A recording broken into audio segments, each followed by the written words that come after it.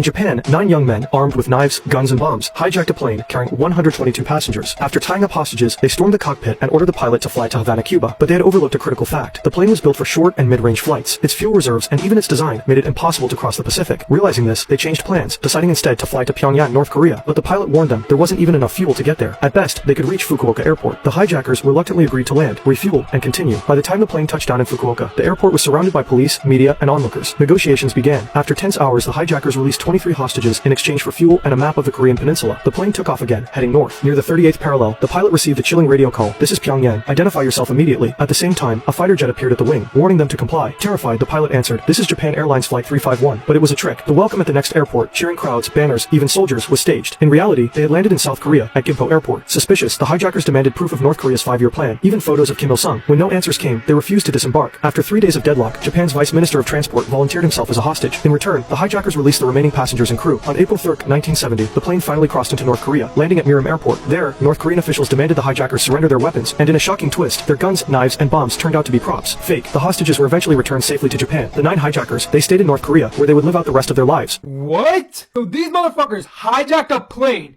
to break into North Korea. What the fuck was the goal of this mission, bro?